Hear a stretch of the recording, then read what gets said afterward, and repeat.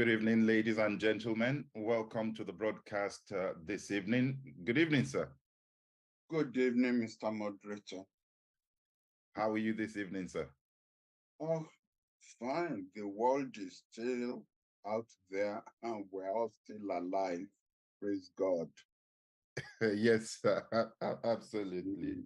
What Absolutely. with balloons flying all over the place. Mm. Actually, maybe I should start with the balloon conversation. Because when we talked about it, it was one balloon that was there. We were talking about how quickly the US shut down the balloon or how delayed they were.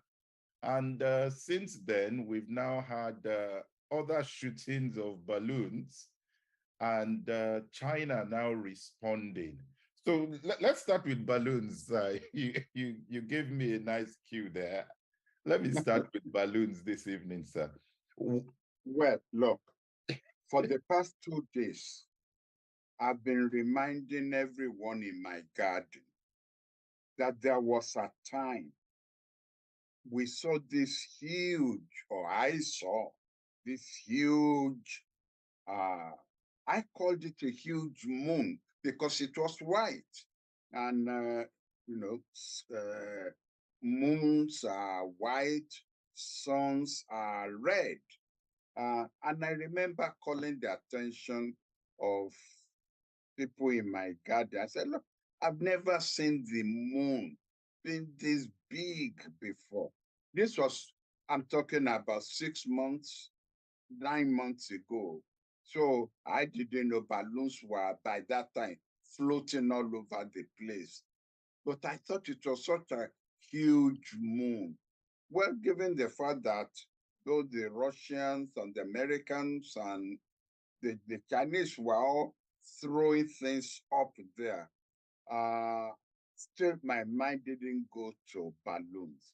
I thought this was a big moon, um, and it floated around well over my compound and I assume over Nigeria for about a month. And then I don't remember seeing it again. So I can lay claim to having seen a floating balloon over my compound. Well, it seems like even in the United Kingdom, people are recalling having seen uh, things that may have gone past our skies. But then Mm. different countries are reacting in different ways to this. Let me start with Japan. Now Japan is starting to consider their stance on being more offensive with their military in terms of attacking enemy forces. Um, are people taking this story of balloons seriously enough? Yes, actually we are. Forget my starting with my own garden. Although the next time I see something like that float over my garden, I'm going to get out my gun and let off a few shots and see what will happen. Although looking at the size of that thing, it probably will demolish my whole house. So I better not, go around fooling around with whatever is floating past. Leave that to the military guys. But people are taking it very seriously in the sense that um, now we are becoming aware that our safety, our security, uh, you know, postures, security status have long been, we've just taken things for granted. Mark you, not that there's anything we can do about it. Yeah, the Japanese have the capability. I think they put brakes on themselves arising out of the post-World War II constitution that they shouldn't have any military offensive capability. But if you remove those brakes, yes. The same thing with South Korea. And the same thing with Germany.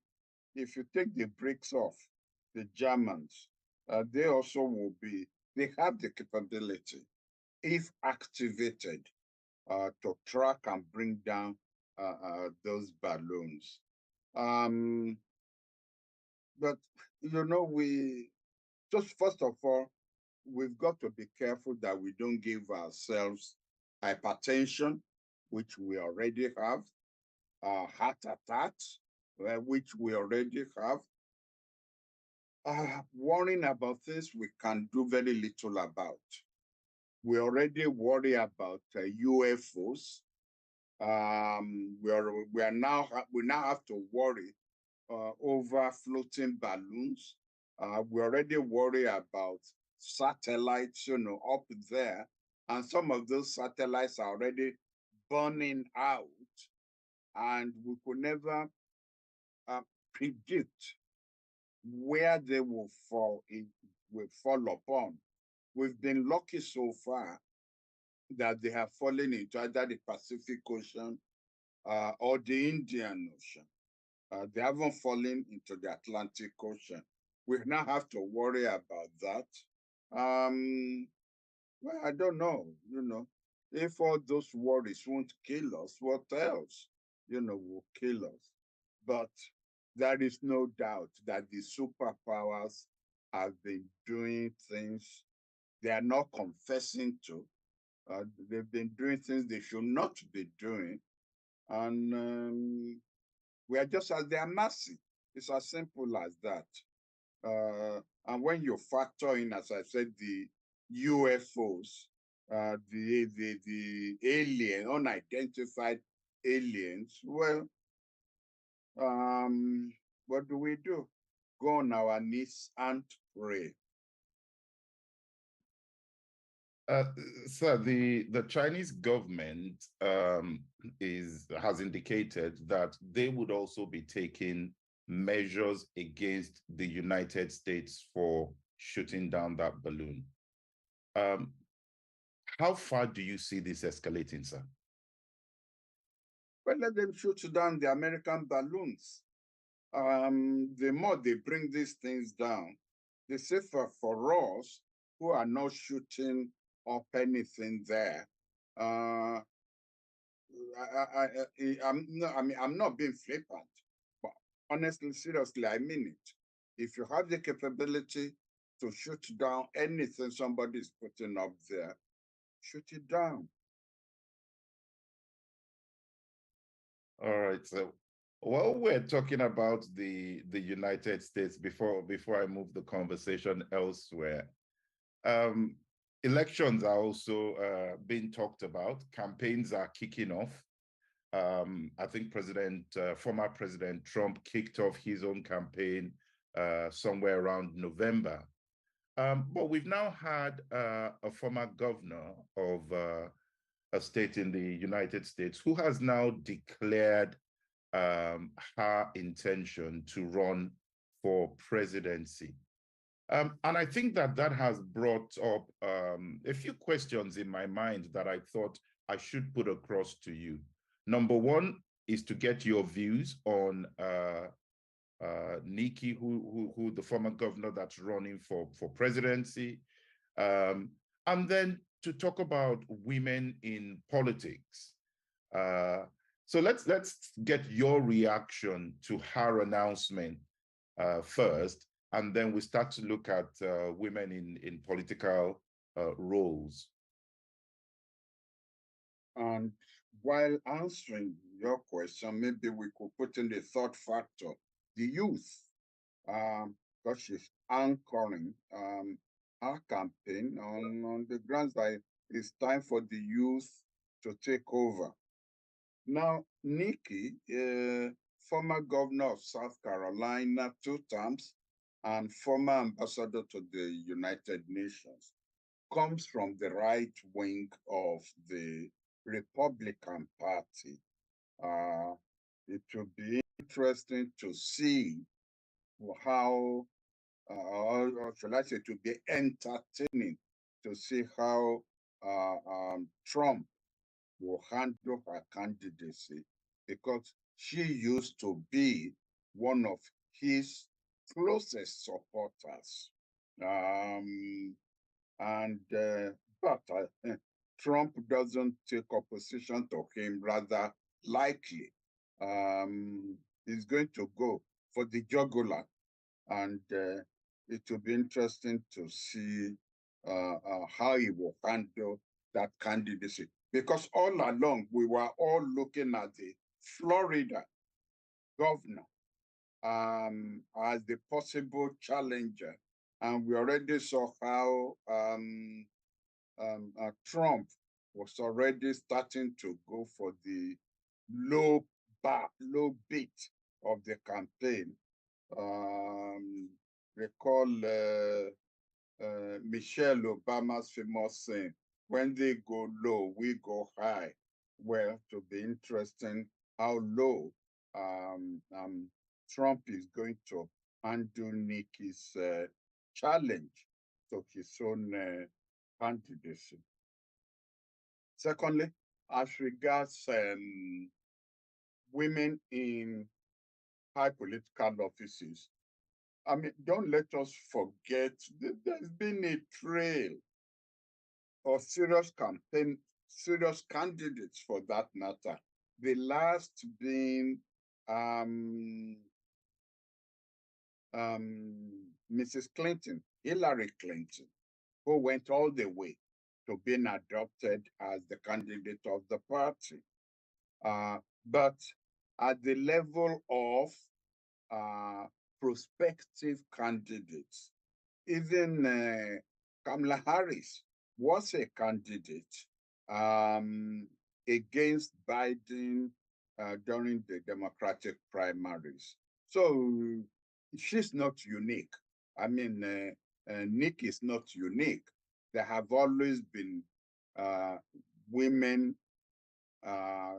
prospective candidates on both sides of the aisle, in both parties, and at each swing of the campaign. For the youth, again, I think we should look at the cyclical nature of history. The first American president I got to meet, even now turned out to be the youngest president America had ever had at that time, and that was John F. Kennedy. And since then, you've had Bill Clinton. He wasn't that old. You've had Barack Obama himself, who wasn't that old. And I mean, I'm sure if I scratch my head, I could come up with candidates who were 45 and below in American history. So really, she was targeting both Biden, killing two birds with one stone. She was targeting both Biden and Trump himself, who are in their 70s. But she shouldn't claim that her age is a unique introduction into American phenomenon. What I listened to her speech, her declaration speech, and I thought, no wonder America is so unpopular in the world. It was this old-fashioned, we are the best. We deserve to be the best. If you don't watch our back, we'll take your name. We'll come after you. Nothing about if our values are right. we will have supporters in the international system. It was all about we have a powerful armed forces, therefore we can go after you if you are not one of our supporters. It was this jingoistic speech which I thought Americans should have learned their lesson from Trump, that if that doesn't resonate with the rest of the world, I think she will be a disaster for the United States, while Americans in a flight of, drunkenness to embrace her as a presidential candidate and then vote her in as a president. Sir, some have talked about her experience as an ambassador to the United Nations, which she did for a while. And at the beginning of her statement, she talked about new generation leadership. What does what do you think that new generation leadership means, sir?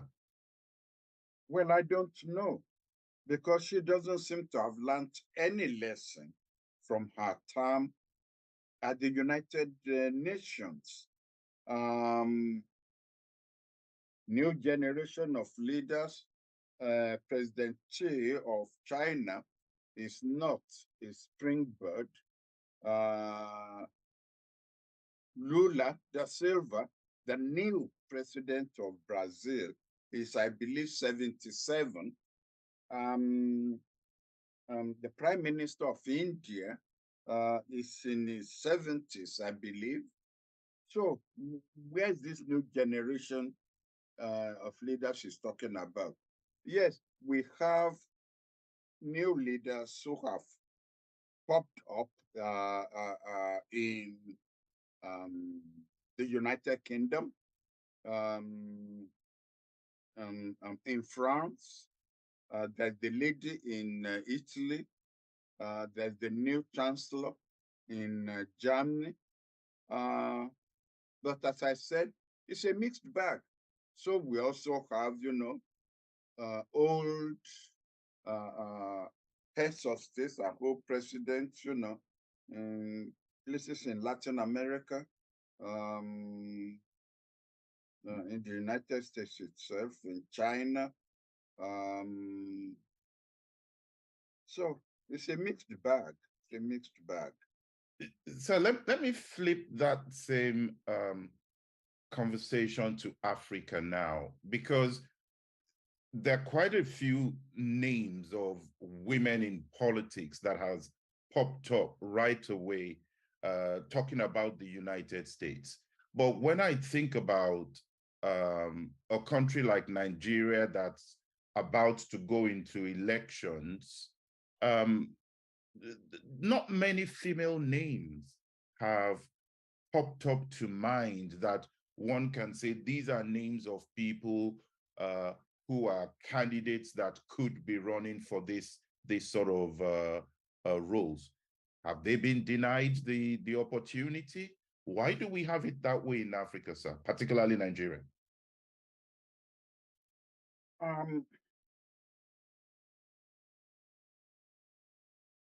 The nature, first of all, let me say, places like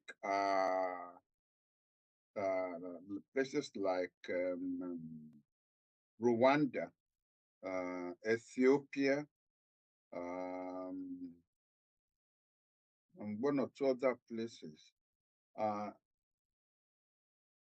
the women have been more than adequately represented. They've come close to the Beijing, 33% representation for women that was adopted, one of the resolutions adopted at the Beijing Conference on Women. But they've come out of not out of democratic elections. Um, we all know the history of uh, Rwanda, President Kagame, who came in as a revolutionary leader uh, and basically dictates what happens in Rwanda. Um, and in any case, he wasn't. I'm just making a cutoff point. Since the time of Emperor Haile Selassie, Ethiopia hadn't really had a free and fair elections. It's been more organized elections, so it's been quite easy to say, right, 30% of our nominees will be women. In the case of Nigeria, uh, where we've had some form of free partisan electoral system, um, no attempt has been made to protect the interests of women. I served on the Justice thruMYeyes Electoral Reform Committee, where we wanted to reform the electoral system to take care of so many issues. The women who appeared before us identified some of the issues that worked against their interests. For example, number one, some of them told us that why do men who are in charge of political parties, why do they fix party meetings for 12 midnight? Why?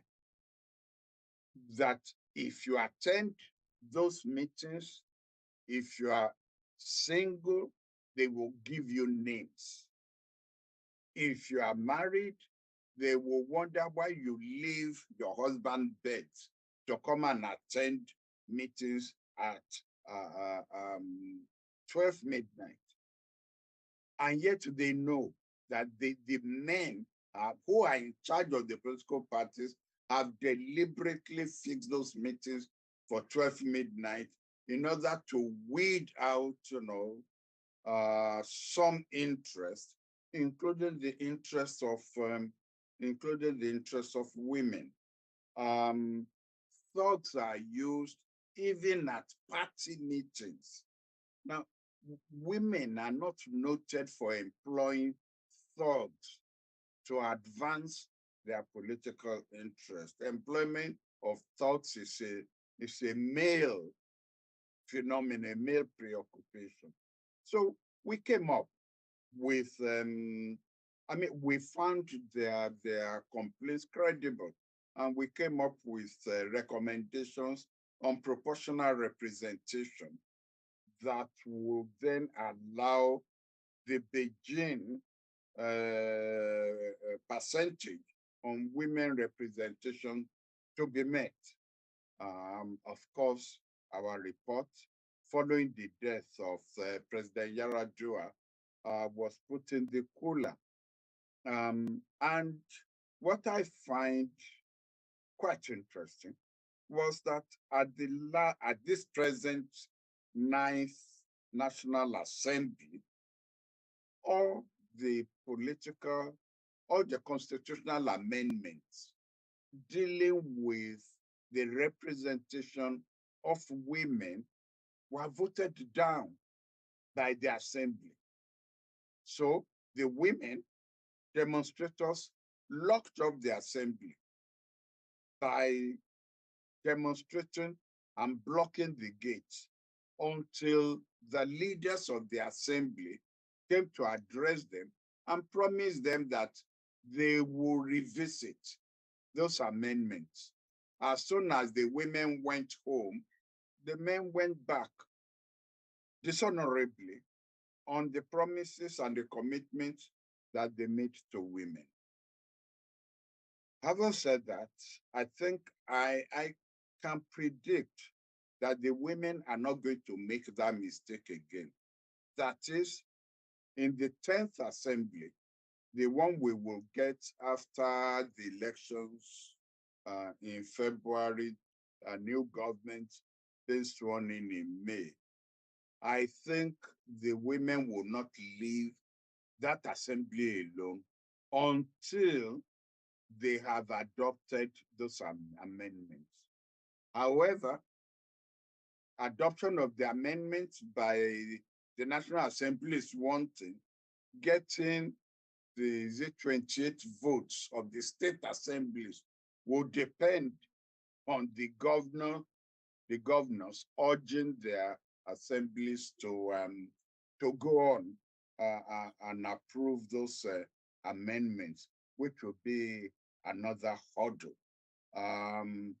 It is just that the men believe that every seat reserved for the women is a seat denied men. And proportional representation doesn't have to be so.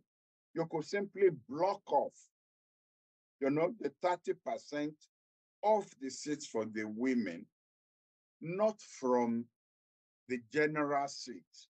The general seats will still be there. The men will still fight over that, but you will block off the 30% or so for the women. Having said that,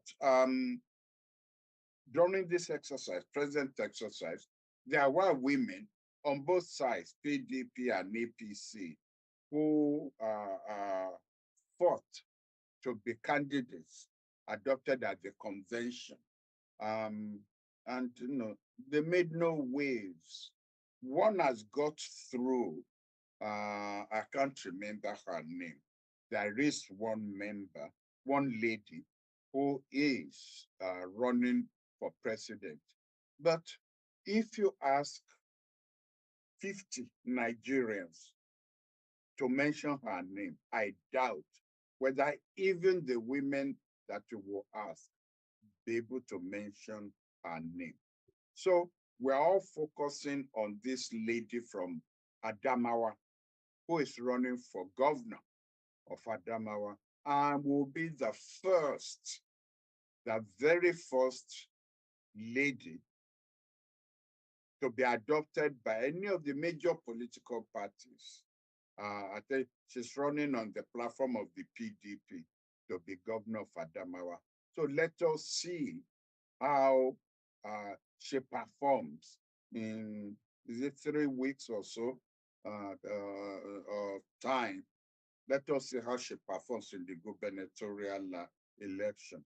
But let me end up by saying, before anybody says, oh, again, it's the old people who are doing this. No woman had come out of all the plethora of of the political parties dominated by young people. They've also all been patriarchal, voted for male candidates. I think the one woman that I said has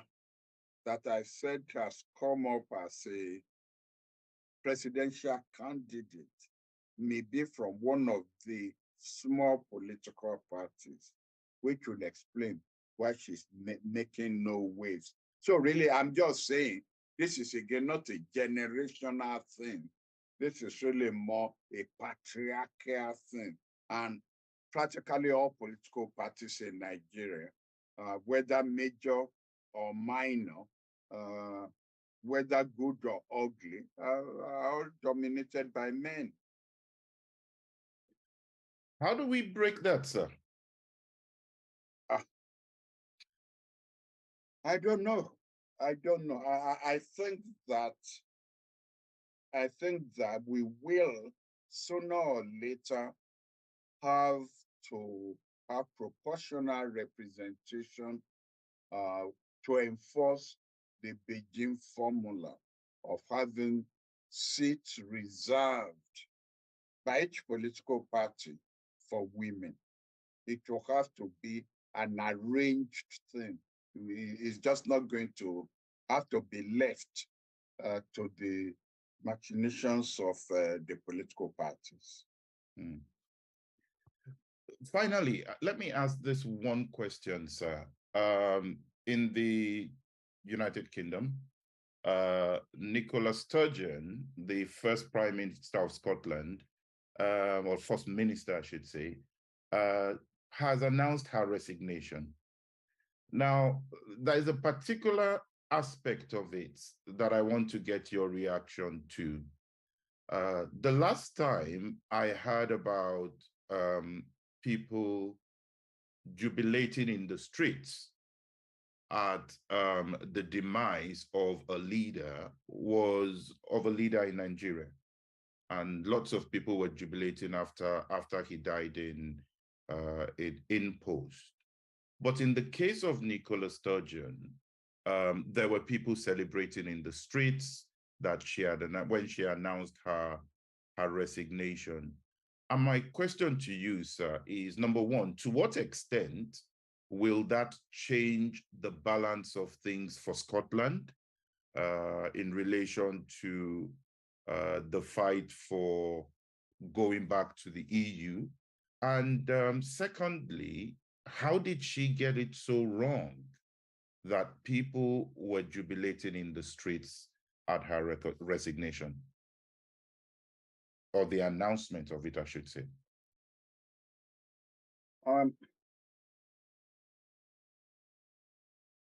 think you've put your finger on it. She was very, very popular and quite astute at putting her fingers on what the public wants. But since in the past 2 years or so, she got a few things wrong. One had to do with this same-sex question. When can you change your name or change your sex, change your name to reflect your change of sex with or without your parents' permission? How do you handle offenders who then change their sex, especially after it turned out that a man who was convicted of rape, but then changed his sex to female, was put in a female prison and ended up, raping some female prisoners there.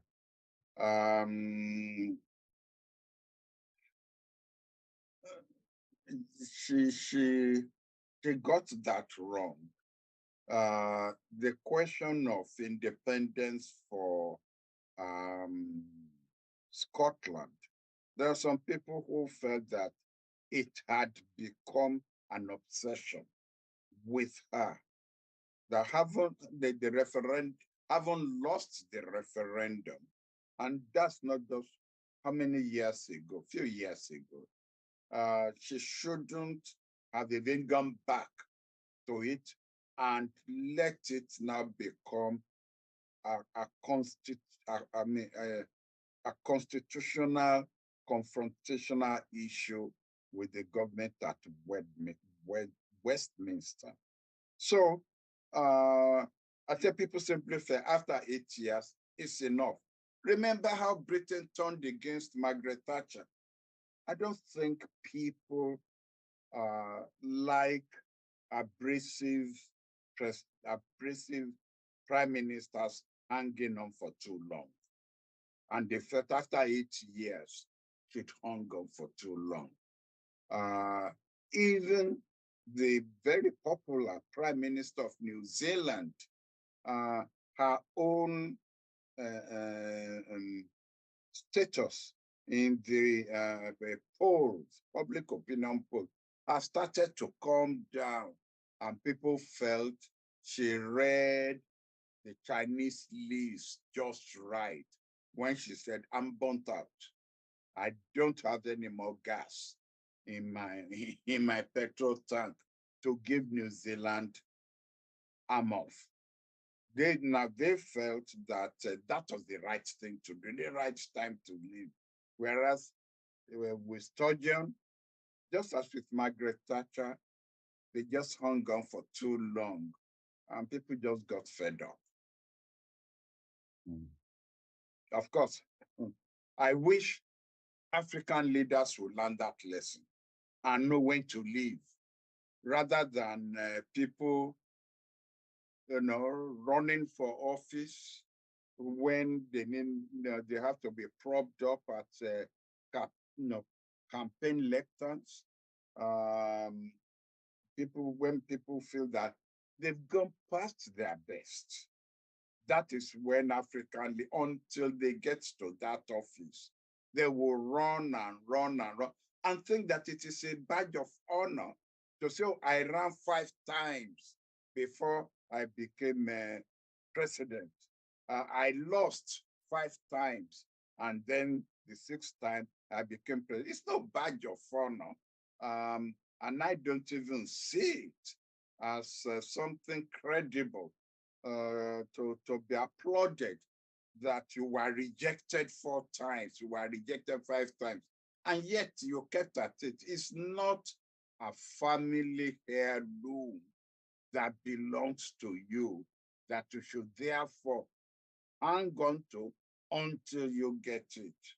But the Kabiyesi syndrome, and for those, I apologize, who are not Yorubas, the Kabiyesi syndrome means the royalty syndrome, which means you feel an entitlement to a post. And once you get to that post, you want to hang on. There are people who, after the 2 terms allowed by the Constitution, have sought a back door to break that constitutional provision, even though they deny it, um, and run for a 3rd term. If they had got that, they would have run for a 4th term. I mean, there is Kagame there. How many years has he been in power in Rwanda? There is the president of Uganda. How many years has he been there? But let us again give credit where it is due. Several African countries had embraced the constitutional provision of limitation, so that after 2 terms, fine. Whether you want to hang on or not, the Constitution says you've got to go. Thank God for that. Or else we will have been having great grandpas, contesting and winning elections in Africa long after they won't even remember which country they are governing. So there was a report that was released just recently that addressed the trust that American society had in news agencies in the US. And one of the findings of the survey indicated that quite almost half of Americans believe that news organizations intend to mislead, misinform, and persuade the public to adopt a particular point of view through their reporting. And that set up a few things in my mind, because I thought about one, do you share that view about news agencies, not just in the US? I have seen similar patterns taking place in other countries, particularly during elections, Nigeria being one of them. Do you share the view on that report, sir? Yes, of course I do. recall that at the very beginning of this, our own platform, um, I made it clear to our colleagues that there is nothing like an independent press. The press that we depend upon and which justified actually our own podcast was media representing the interests of the global north. Setting up a business, any business, involves money, big money, not cheap. And the people who put up, the shareholders who put up that money, are not putting it up for you as a journalist to reflect your own independent bias, if I could be oxymoronic, because if you say bias, then it's no longer independent. But we all pretend that no, our point of view actually is not biased, it's independent. Everybody knows that we all have biases. And that while those platforms, BBC, CNN, Al Jazeera, will be are representing the views of the global north, our own podcast will try as much as it is to represent the views of the global south. I'm not sure that I even lay any claim that this, my own podcast, is really independent, unless I would define independence to the extent that we are not paid, that there are no external funding for the podcast. I don't earn his salary. You, the moderator, doesn't earn his salary. So nobody pays us. But the fact is, I am a product of a post-colonial society. I see the economy of my country, like the economies of countries of the global south, being controlled and run by interests from the global north, who, because they are richer than us, exploit our interests, exploit our economy. They encourage corruption, and they allow, through their interest on their own governments, corrupt proceeds from our countries to be taken and warehoused in the banks of the global south. All those are there. I mean, the reason why the British government or the American government will not pass a law that says the moment we trace a bank account to process of corruption, that money must be sent back, is because the big business in their countries benefit from this economy, I mean, from this process in the banks, which allow for interest rates to be low. If this process were to be sent back to their countries of origin, corruption will practically dry up. But it then means that interest rates in Washington, in London, in New York will be high, because there will be no cheap rates to come in. So to that extent, one can see the economic interests of a big business in running governments, even in their own country. And that's also why they set up newspapers, they set up media in the United States. Let me give one illustration, so one doesn't just say, I mean, Prof is talking, theoretically. there was one of the excellent journalists on CNN. And when I say excellent, even I give it to her. She made one mistake. The Ayatollah in Lebanon, in his organization, allows for the interests of women not only to be represented by women, but to be protected by the organization. And this journalist made the mistake of saying, oh, why I admire this Ayatollah is his position on women interests.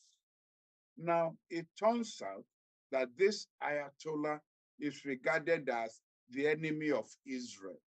Within 1 week, CNN got rid of this journalist, got rid of her. So, will you then tell me that CNN is independent or pro-Israeli views? So it is absolutely right. Murdoch, you saw the interest of Murdoch, whether in the British press or in the American press. Until today, Murdoch still controls Fox News, which is to the right wing of American public affairs, that if they are not careful, it's going to fall off. It's going to fall off the edge of the earth. That is the interest of their proprietor, of their stakeholder.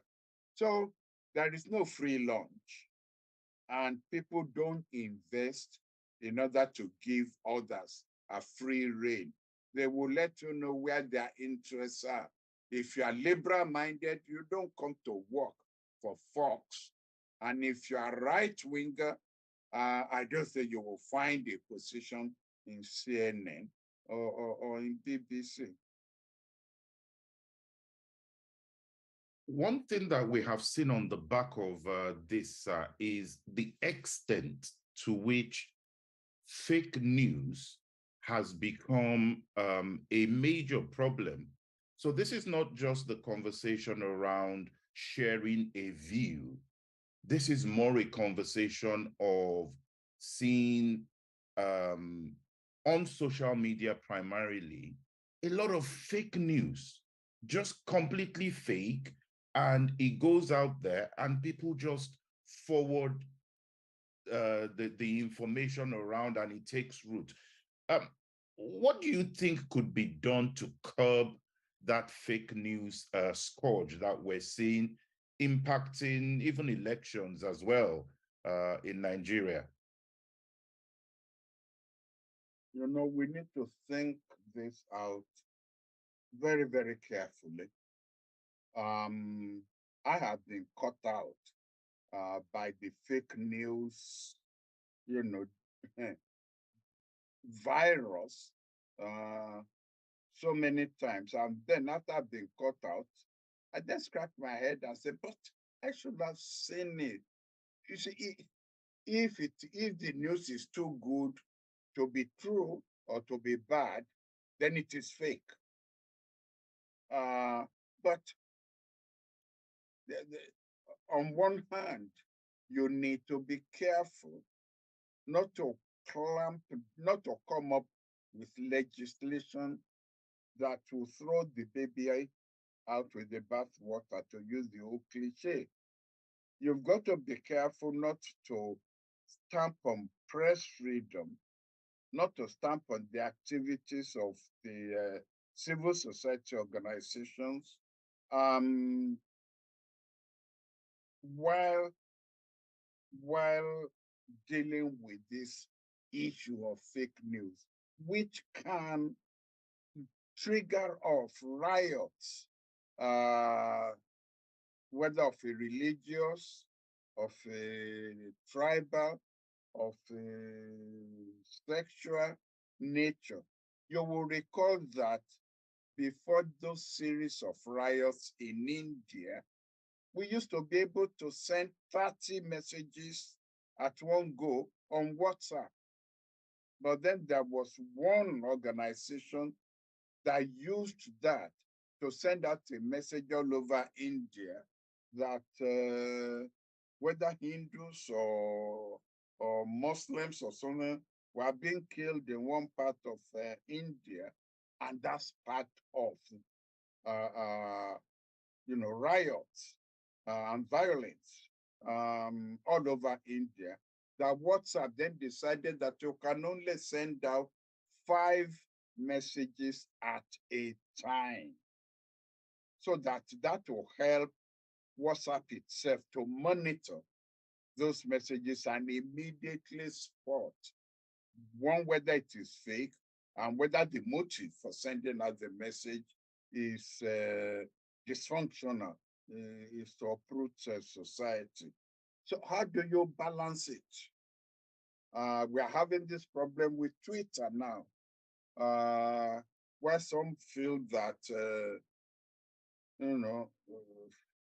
the new owner of Twitter saying, it's all free and fair. You can put anything on Twitter, whether that's the best way to go, or whether the original prohibition on fake news, news meant to destabilize, to disinform, whether that should be strengthened. I think we will continue to have a conversation on this for quite a while. Whether we will ever get it right, I don't know. And I definitely don't have an answer for that. Societal interests tend to swing from one extreme to the other, and then there are pushbacks. And we then think and hope we will land in the safe middle that will protect the interests of all of us.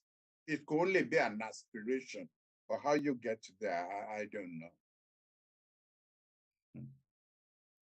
So someone here wants to know your views on the earthquake in Turkey and Syria, and how you think, I'll paraphrase, how we think it would help them to rebuild their relationships with other people in the area, their neighbors in the area.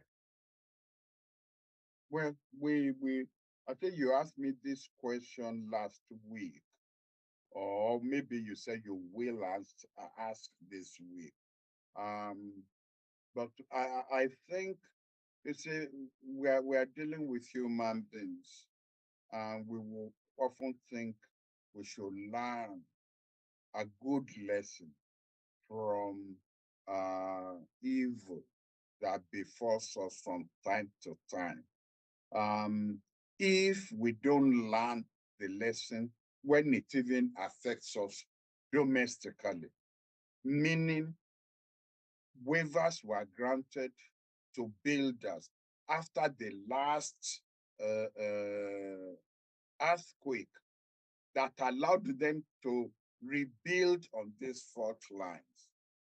Waivers were given to them that allowed them, and that is talking about businessmen, to dance around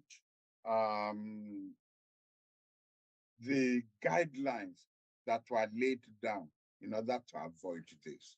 And it's only now that the government itself is saying that even government allowed people to break regulations which were put in place.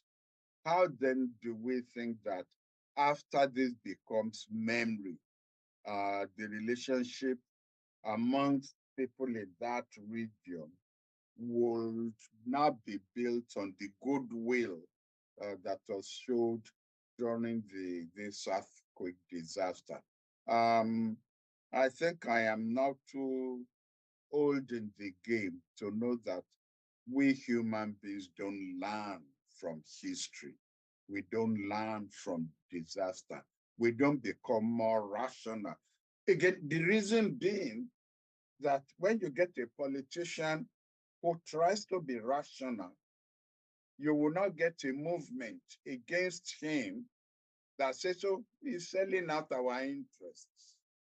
And because one vote equals one vote equals one vote is democracy, unfortunately, I think that there are more, I don't want to be rude on this language, on this platform, but there are more unthinking people who vote in an election than rational people. The vote of your, bricklayer carries the same weight as the vote of your university professor, carries the same weight as your surgeon. And there are more of the bricklayers than there are surgeons. So democracy doesn't throw up the best. It doesn't.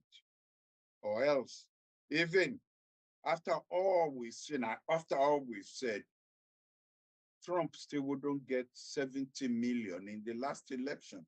He got 70 million votes in the last election.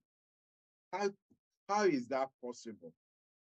Or some people, don't think, why is he always hitting on America?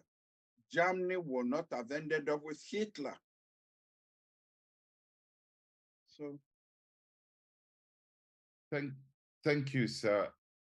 We've literally run out of time, but next week, sir, I want to ask you your views about the crown that's going to be worn by the Queen Camilla or Queen Consort, to use the official term, during the coronation, and the diamond that was on the crown.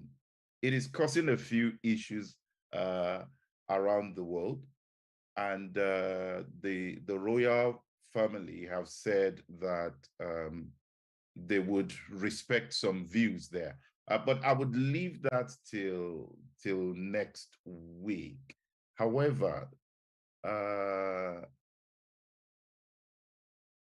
someone put a question: what is the view of Prof as regards the involvement of the United Nations in the DRC? Do you want to take that today, or do we do that next week, sir? It's a very complex question, but let me quickly take it. Okay, sir. You see, the United Nations and every other international institutions operate on a mandate given it by the Security Council of the United Nations. Or if it's under the Uniting for Peace, it becomes the mandate given it by the General Assembly of the United Nations. It cannot operate outside that mandate. That then puts it in a difficult position that 10 bullets have to be fired against it before it is allowed to fire one bullet back. And so on one hand, you have then the DRC, Congo say, what are you doing here? If the M23 and the people from Rwanda, the rebels from Rwanda can come in and just attack us, and you are sitting there in between, but you are not protecting us. You are not shooting at them back. You are not pushing them back. They must look at the mandate of the United Nations.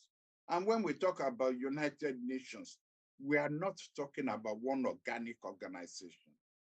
The United Nations troops in the Congo are made up of troops from several nations. And if one nation decides that the way these troops are operating in the Congo is not what I thought it was going to be, it could pull those troops out. It's not as if the Secretary General of the United Nations is the commander-in-chief and has the last word. No. And so this is really the quagmire that United Nations troops follow. Wherever United Nations has had peacekeeping operations, even in the Haiti, it had become unpopular at the end because people expect the United Nations to behave like the troops of an organic whole, whereas the UN peacekeeping troops are more for peacekeeping than peace enforcement. The moment the UN itself decides that the troops in the Congo should drive the M23 out back into Uganda and back into Rwanda and gives them the resources, the airplanes, the artillery, the tanks, and so on, they will do so. But when they're just given the sufficient resources to protect themselves and prevent the M23 and other, rebels from rapid engulfment into the Congo, it then gets caught in between the two.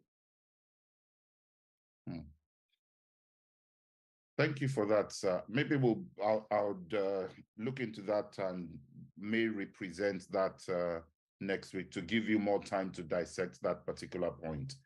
But thank you very much, sir. Apologies, I took you 5 minutes over time. We'll be back here next week. To our viewers across the platforms, thank you very much for being there. And on that note, we will end the program for tonight. Good night, sir.